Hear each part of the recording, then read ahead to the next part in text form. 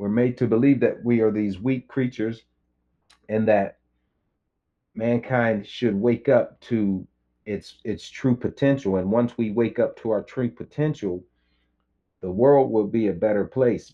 But it all starts from within each one of us. Hello, my name is Jeff Cleckley. Um, I'm here to share my near-death experience. I contract MRSA in February of 2013. MRSA is it's a powerful, it's a bacteria that kills a lot of people in the United States, under antibiotic in the month of February of 2013, on this, trying to get rid of this MRSA. And they couldn't get it all. They had to do surgery on my leg. They went in and got it all. So I get out of the hospital after, 7 days in the hospital, leading up to April 6th, 2013. I'm recovering from all of these injuries. My back's doing better. I can walk with the help of painkillers now. Um, and this particular night, I was in a lot of pain, but I was going to go out.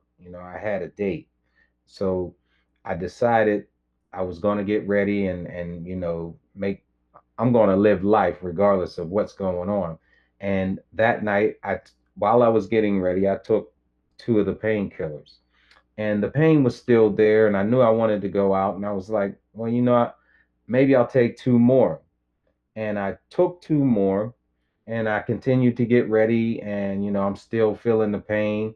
And somewhere, I forgot, either I was high off of the first four, and I forgot that I had taken that many, and probably about 45 minutes had gone by, and I took two more. I start to get nauseated. I get nauseated, and I run to the bathroom, and I'm vomiting. I'm vomiting very profusely, and I'm sweating profusely. Sweat's just rolling down my face, and I'm in the house by myself. Nobody's around. So, and I continue to throw up until I don't have anything else in my stomach. I throw up until there's nothing left in my stomach, and then I start to feel pain, like intense pain, like stabbing in my stomach, and I'm still dry heaving, and now I'm on the floor, and I'm dry heaving still, and the intense pain was there. And then all of a sudden, no more pain. There's no more pain, and I'm not, I'm looking at my body on the ground, so it was like I'm in the bathroom. While I'm throwing up, I could feel the cold floor and all of that. And then all of a sudden, I couldn't feel the cold floor. There was no more pain. And then I'm looking at myself, and I'm staring, I'm sitting there, and I'm trying to figure it out. And then I realize that's me. And that's when all of a sudden I'm thrust through this tunnel of light, and I'm being hurled down this tunnel, and there's no wind. I'm thinking I'm flying through this tunnel, but I don't feel any wind. I don't feel anything in my face. And then all of a sudden I appear in this place. I call it a realm. I don't know. I can't call it a place. I can't. But anyway, I'm in this place, and the backdrop is like looking into space without the stars. It's completely black, and um let me get these beings. All right, all of a sudden I'm I'm confronted or in front of these three beings. There's one in front of me, and there's two to the side. And the one in front of me seemed to be the one who was in charge of me. Or so um it was, oh, I should say that this feeling when I got there, it was the best feeling that I've ever felt in all of my life. There was no fear of anything. As I'm hurling down this tunnel, too, I should go back and say that all of everything that I had held on to earth, like my family, my brothers, my mother, my children, not all of my children, but my older children, the ones who were already off doing their things in life, um, and all of that stuff, my home that I own, cars, it all just started to fade away. No worries about it. It was as if it was a dream that I woke up from, and I'm remembering it, but it's like it doesn't even have any effect on my emotions. But there was one thing that did have an effect, and that was my 4-year-old son. He was the only thing that I could hold the memory of very tightly. So as I'm going through here, I'm losing all of my attachments to the earth plane, and I get before these beings, and then you know it's like everything that you've ever heard about heaven, the love of God, it's there. It's there, and it's like the most wonderful feeling that I've ever felt in all my life. And then we start a life review.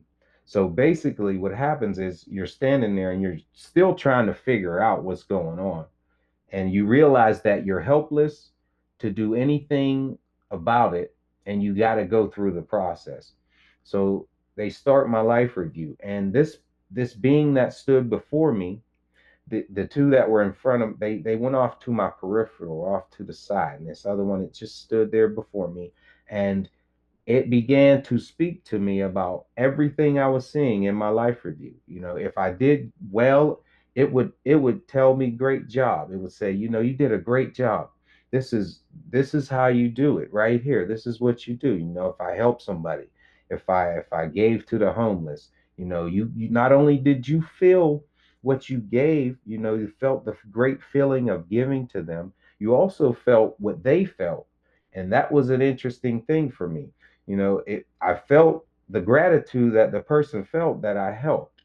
Now, on the contrary, what I did wrong, you know, the being, it did not scold me or point a finger. It was a light chastisement. I would like, next time you can do it this way. And it spoke as if there was going to be a next time. But basically they put it in my mind that this next time wouldn't be that life that I just left.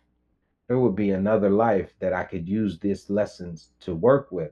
So it's like, next time, do this. And you felt all the pain you did there. Now, I had done a few bad things to people that I hadn't apologized for before I died.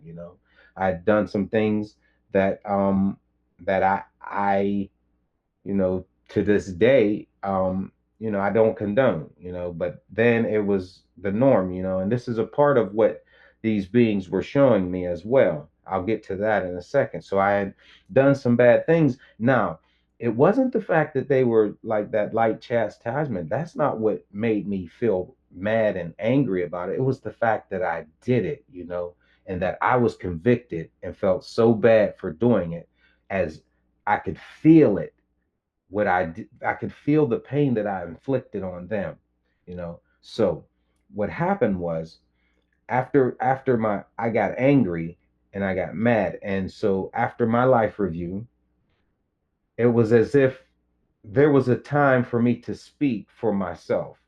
There was a time for me to say, all right, this is basically how it was. Here's your life review, and what do you got to say for yourself? So at that point, when they said, "What do you got to say for yourself?" I I that's when I began to speak, and this is what I said. I was angry.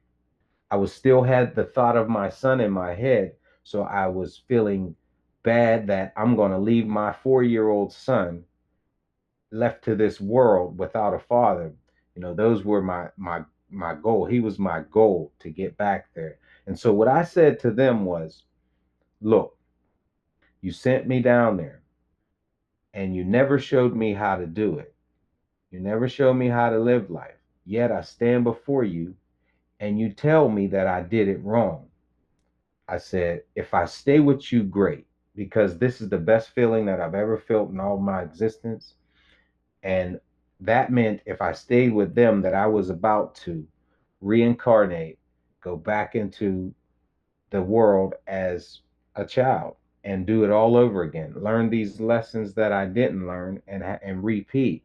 And so I said, if I go with you, fine, because this is the best feeling that I ever felt. Yet, if you send me back and teach me how to do it, I'll do it right. I'll do it right this time. And with that, when I said that, It was like heaven opened up, and there was a million voices in the background of that darkness that lit up heaven, and they began to speak something, impart something into my mind. Each one of those million voices, as these three voices, these three beings in front of me, were talking to me at the same time. So this is how it went. Yes, we're going to send you back. Yet you have to make us a promise that when you go back, this knowledge that we're imparting into you, that you get it out to the world. You tell people about this knowledge that we're about to give you, because mankind is on a path of destruction, and we are being led to believe that we are using our free will. These are the words they were speaking to me, the three beings. At the same time, I'm getting knowledge from these other beings. And as these beings are speaking to me, I convey to the one that the one I call the main being. I'm about to say, or mentally, because this was all mentally uh, telepathically done. There was no words, there was no physical anything. I was not even physical. As a matter of fact, I deliberately checked my peripheral vision to see if I could see my arms, legs, hands. There was nothing. But anyway, so these beings, they began to impart to me, oh, as these this many the uncountable beings are putting this knowledge into me, I'm about to uh, mentally project that I can't handle all of that million voices over there. And it said to me, don't try to comprehend it. You'll remember when you return. So I stopped trying to comprehend it because it was as loud as thunder. It was louder than thunder. And I, I just stopped. I started to focus on them, and it's still being put into my head. And that is being put into my head, these three beings are also speaking to me that mankind is on a path of destruction, and that we are being led down.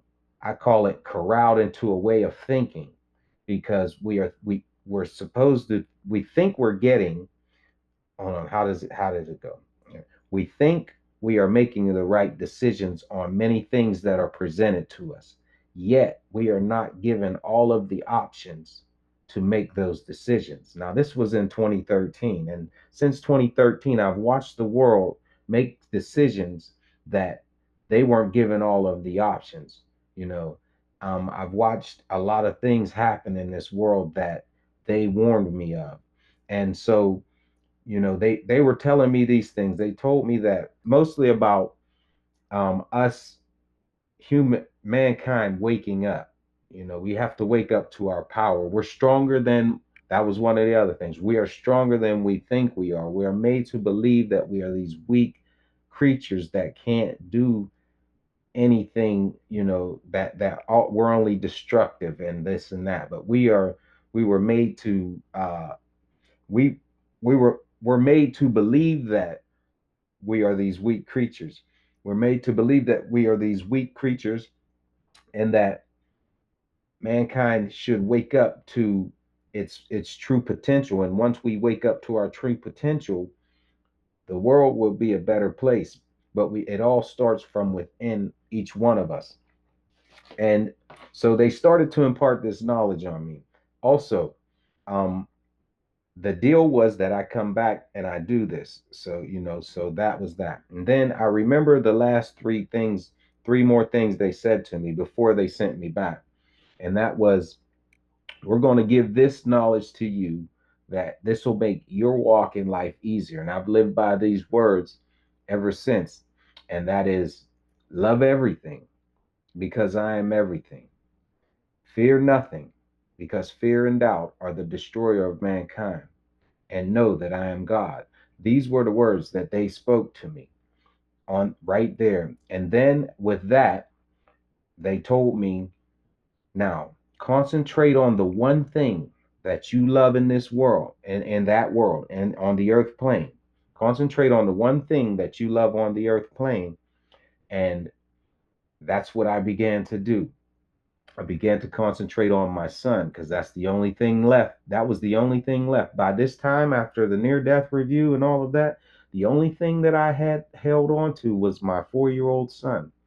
And I began to remember, think of him and all of the love. And all of a sudden, wham, I'm back in my body. And I'm on this cold bathroom floor, and the pain's back, the pain in my stomach's back, the nausea, the everything. But it's a little bit milder than it was before I left. And so when I wake up, it's like, what just happened? You know, I felt like I know exactly what happened, but I needed answers. And the biggest thing about that was, I mean, I woke up crying. I woke up like I was touched by God. It was the most miraculous thing that I've ever seen in all of my life. It was the most wonderful feeling that I've ever had in all of my life being over there. I often say I danced with death, and it was wonderful. It was beautiful.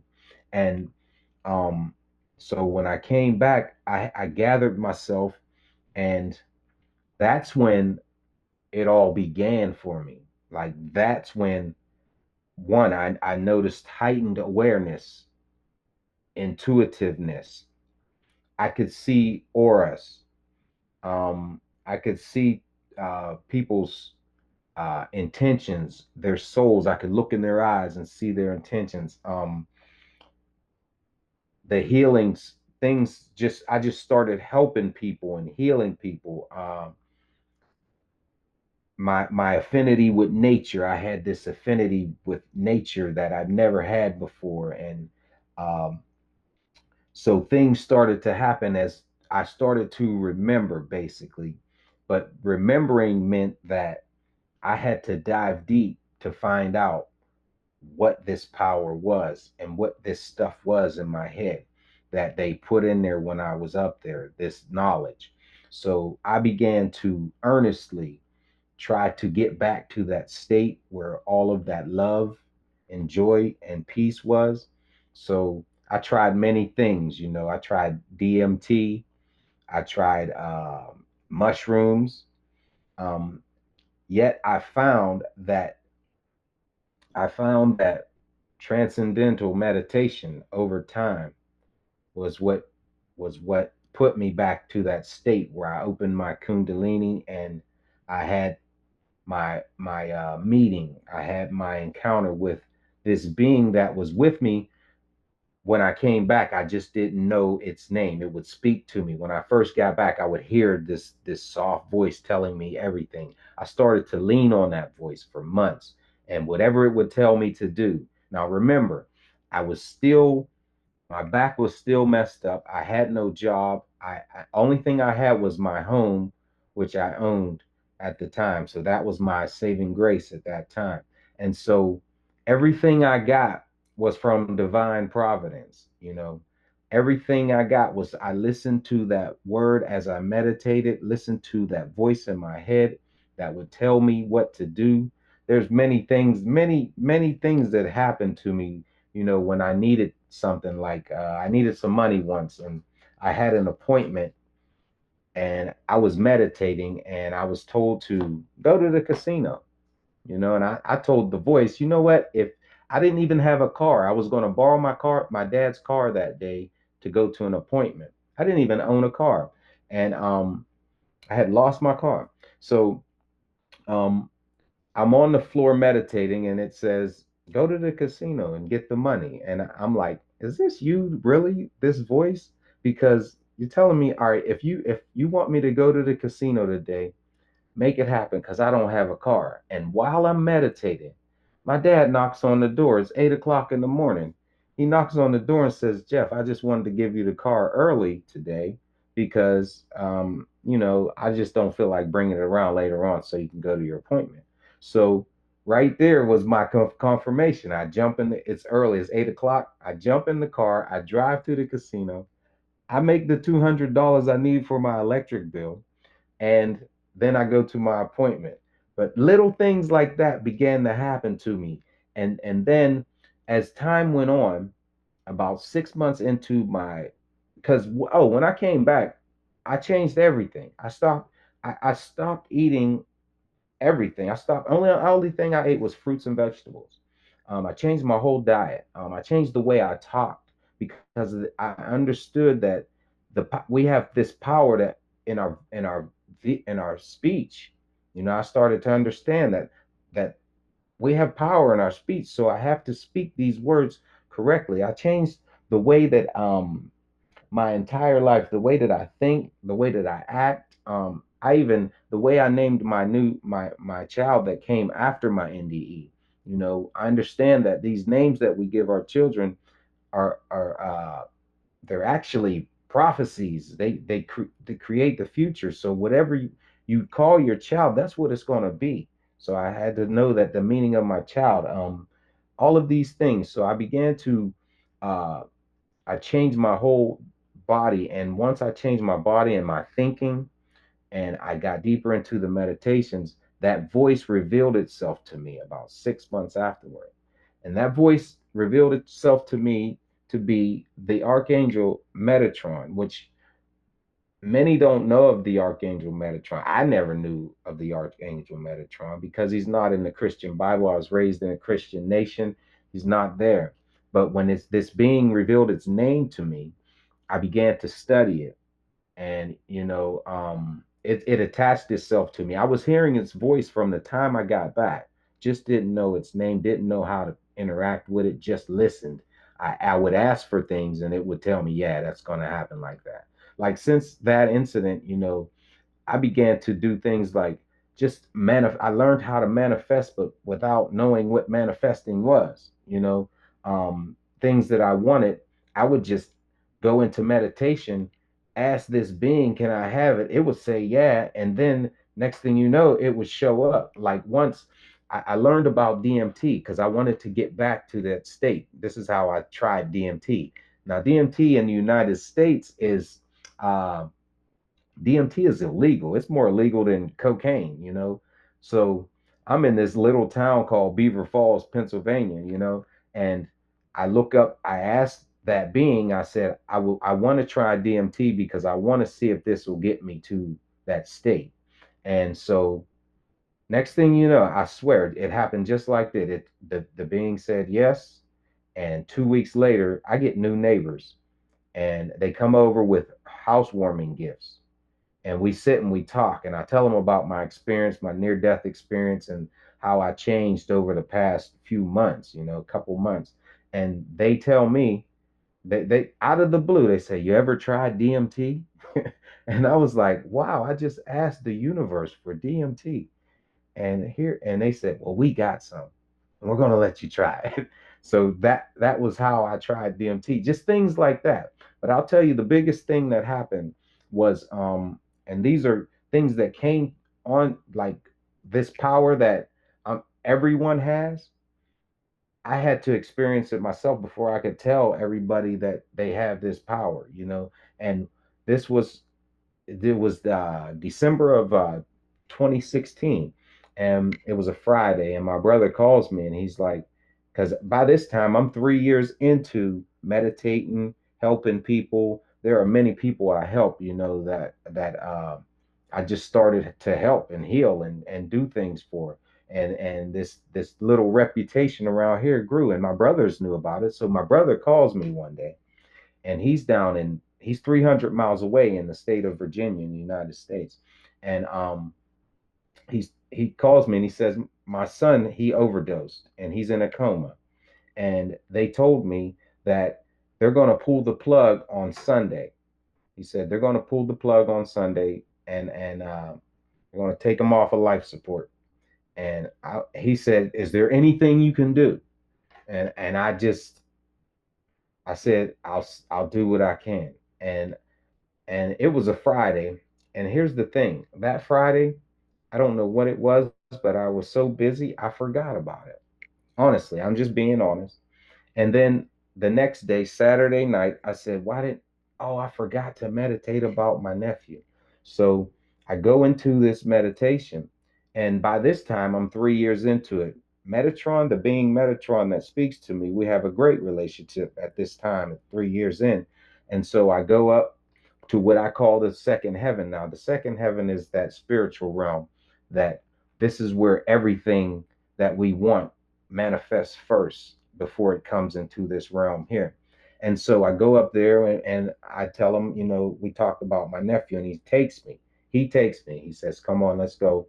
And we go to this place where, and as a metaphor, I can call it was like a playground because there was a bunch of children there, and they were all being tended to by what I would call the Spirit of Jesus Christ. And um, my nephew was there, and I'm right with him. And so what happens in this conversation is what showed me the edification of it edified my strength in this the walking in this power that we all have. And so my nephew's there, and I began to talk to him, and I said, it's time for you to come back. You should come back. You're allowed to come back. And he said, "I'm afraid they're mad at me. My father, my sister, my stepmother, they're mad at me. I don't want to come back. And besides, the feeling here is wonderful. This is the best feeling I ever felt." I said, "I know this is a beautiful place." I said, "Yet you got things to do. You have things to do on the back there on the earth plane. You're going to help many people." Because as I'm talking to him, I'm being shown that he's supposed to help many people. You know, and you're going to help many people. And he's like, "Okay, I'm coming back." But in in this realm, you really can't lie or fake the truth. So I felt that he wasn't telling me the truth. So I began to talk to him some more. "Look, your mother, I mean your stepmother, your father, and your sister, they're gonna have smiles on their face when they wake up. When you wake up, they're not gonna be mad at you. They're gonna be happy. And like I said, you got things to do on the other side where you need to help. There's people that's gonna need your help." And so we sat and we talked for a little while longer, and he said, "Okay, I'm coming back." And he said, "But I just want to stay here a little bit longer because this is the most wonderful place I've ever been." And so with that, we departed. Now, I did, like I said, there was the Spirit of Jesus Christ there, but I didn't interact with it because he was busy with giving comfort to these other children who were in what I call limbo, because this coma state is like limbo. You could either go back to the earth plane, or you can move on to the reincarnation and come back, or on to the third heaven, whichever. I'm not the judge of that. So he says he is. So I come back into my body. I've prepared for things like blackouts and what do they call them? EMPs. I've prepared by just storing food, purchasing precious metals, things like that. This is the things that I've been shown to do in my meditations. Purchasing precious metals, not making any major purchases on credit or anything like that. Um, things like that. Just have food stored up for a few months, because when these things happen, um, that's all it's going to take is a few months. It's not they're not going to be long apocalyptic year long famines and droughts all over the world, but it would only take 3 months of no food for this country, this country that they call the most wealthiest or whatever, to go under, to go into chaos. So I believe that it'll be spurts like that, and make sure you got enough food for at least 3 months, you know, things like that. Fresh water. I changed a lot of things. I don't drink tap water. I only drink spring water. Things that I've changed, I've been shown how it's dumbing down our like the fluoride they put in the water. I don't drink that water. Fluoride in toothpaste. I don't use toothpaste. I use natural remedies. These teeth aren't, they not that bad, are they? But things like that. But as far as preparing us, all I could say is the best preparation is to get in touch with that thing we call God, and it'll guide you through. That's what I know is going to guide me through. Thank you for having me on your show. I appreciate that. Um, I'd also like to speak about the book, uh, I Walk Amongst Gods by Jeff Cleckley. It's on Amazon. You can pick it up on Amazon. It goes into detail about my encounter on the other side, my encounters with Metatron and the powers that we have, and it also has some teachings that I learned that I put in here for everybody to to use to use for their higher growth, whatever. Um, and it teaches meditation. It teaches other things. Um, I Walk Amongst Gods is the website is www.iwalkamongstgods.com. You can get the book there, or you can go to Amazon. It's on Amazon right now. I just wish everybody the best. I don't. Thank you for having me. I should say thank you.